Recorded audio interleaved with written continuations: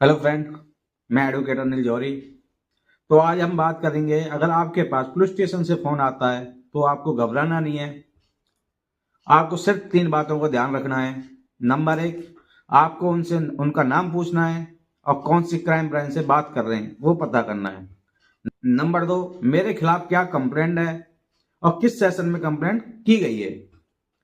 Number 3, सबसे important point है, अगर ऑफिसर आपको थाने बुलाता है तो आपको सबसे पहले उनसे बोलना है सेक्शन 41A CRPCS और सेक्शन 35 BNSS के थ्रू नोटिस भेजिए। मैं आपके पास थाने में पहुंच जाऊंगा, क्योंकि भारत देश में 90% लोगों को ये जानकारी नहीं होती और पुलिस स्टेशन से फोन आते हैं वो घबरा जाते हैं। ऐसी लीगल जानकारी के लिए मेरे चैनल को सब्सक्राइब करें एंड फॉलो करें। Thank you.